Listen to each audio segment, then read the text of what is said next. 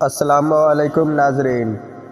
हज़रत अय्यूब अलैहिस्सलाम की माँ हज़रत लूत अलैहिस्सलाम की बेटी थी और उनकी बीबी फराहिम बिन यूसुफ की बेटी थी। उनका नाम रहमत था। हज़रत अय्यूब अलैहिस्सलाम को अल्लाह ने खुशहाली बख्शी थी। वह काफ़ी माल व दौलत रखते थे। हज़ारों ऊँट और हज़ारों बकरियाँ और बहुत से गुलाम उनकी मिल्कियत में थे। खुदा ने उन्हें 7 बेटे और 7 बेटियां अता की थी। वे हमेशा खुदा के शुक्रगुजार रहते और नमाज़ें पढ़ते। खुदा ने हज़रत अय्यूब अलैहिस्सलाम को पैगंबरी अता की। वह बंदगी और खैरात करने में आगे आगे रहते थे। शैतान की मजाल न थी कि वह उनके पास भटक भी सके। शैतान लईन के दिल में हसद का शोला भड़का। उसने हज़रत अय्यूब अलैहिस्सलाम से अदावत की ठान ली। खुदा की जानिब से उसको हिदायत हुई, ऐ मरदूद, अय्यूब मेरा नेक और शुक्रगुजार बंदा है। उस पर तेरा हरबा कारगर नहीं होगा, वह तेरे बहकावे में नहीं आएगा।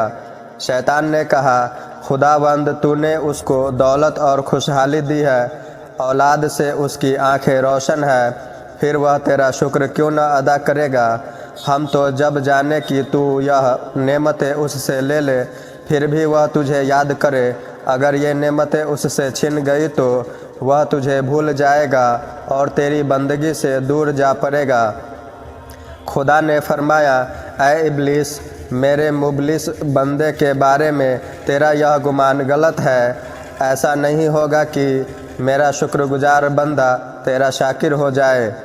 शैतान ने कहा, अगर तू मुझे अय्यूब के माल और औलाद पर इख्तियार दे दे, तब मालूम हो कि वह कैसी बंदगी करता है और उसकी शुक्रगुजारी की हकीकत क्या है। जनाबे बेनियाज ने फरमाया, जा, अय्यूब के माल औलाद पर मैंने तुझको इख्तियार दिया है। इब्लीस बहुत खुश हुआ और उसने अपने लोगों को जमा किया और उन्हें इस काम पर लगाया कि वह उनके माल और जानवरों को तबाह कर दे। और आखिर शैतान गवाले की शक्ल में हज़रत अय्यूब के पास आया और कहा, तुम्हारे सारे जानवर और मवेशी तबाह हो गए। हज़रत अय्यूब अलैहिस्सलाम ने यह सुनकर फरमाया, उस खुदा का शुक्र है जिसने यह सब कुछ मुझको अपने फजल से दिया था और अपने अदल से ले लिया। शैतान बहुत मायूस हुआ और अपने लोगों से कहा कि अय्यूब की खेती और खलिहान में आग लगा दो, और ख़ुद हज़रत अय्यूब के आकर बोला, तुम तो नमाज में लगे हो और तुम्हारी खेतियाँ और खलिहान जलकर खाक हो गई, दरख्त और बाग सूख गए। हज़रत अय्यूब अलैहिस्सलाम ने फिर वही जवाब दिया, खुदा का शुक्र है कि उसने यह सब हमें अपने फजल से अता किया था और अपने अदल से वापस ले लिया, और बग़ैर किसी परेशानी के निहायत दिल के साथ नमाज में लगे रहे। शैतान बहुत गमगीन हुआ और इसी तरह एक एक चीज़ के बर्बाद होने की खबर देता रहा, और हज़रत अय्यूब अलैहिस्सलाम खुदा का शुक्र अदा करते रहे। आखिर में उसने आकर खबर दी, ऐ अय्यूब, घर के गिरने से तुम्हारे बच्चे दब गए। हज़रत अय्यूब ने तवक्कुल व सब्र की रस्सी हाथ से न जाने दी और आपके मिजाज में कोई फ़र्क न आया। फिर शैतान ने खुदा से कहा, इलाही, अय्यूब जानता है कि तू उसके सब्र के बदले में उसे 2 गुना माल और औलाद देगा, इसीलिए वह बेचैन नहीं होता। अगर तू मुझे उसके जिस्म पर इख्तियार दे, तब उसकी बंदगी और शुक्रगुजारी का हाल मालूम हो। खुदा ने फरमाया, जा, मैंने तुझको उसके बदन पर सिवाय ज़बान, दिल और कानों के इख्तियार दे दिया। हज़रत अय्यूब अलैहिस्सलाम के जिस्म मुबारक में खारिश पैदा हुई और ऐसा रोग लगा कि जिस्म की खाल और गोश्त तक फटने लगा। बदन में कीड़े पड़ गए जिससे बदबू आने लगी।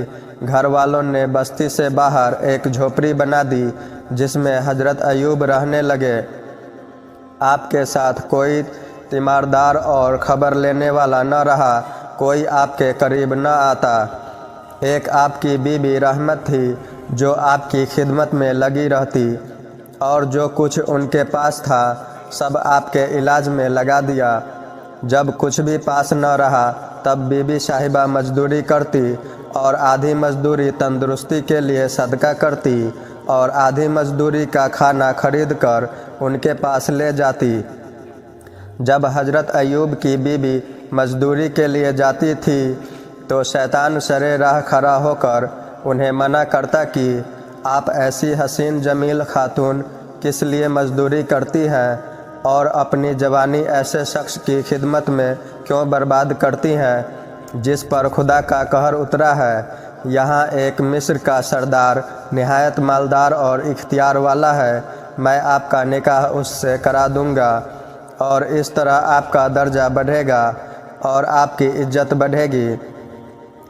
حضرت رحمت ان کی باتوں پر کچھ بھی دھیان نہ دیتی اور رات میں اپنے شوہر سے تمام باتیں بیان کرتی۔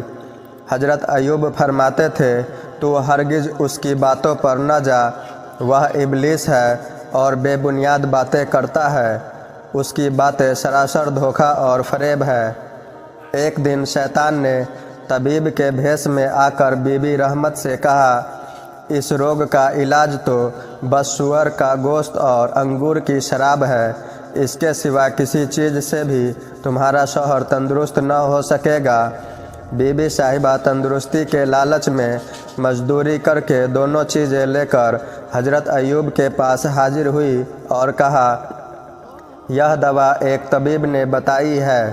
حضرت ایوب علیہ السلام کو غصہ آیا اور فرمایا، کیا میں نے تجھ سے کہا نہیں تھا کہ وہ شیطان ہے؟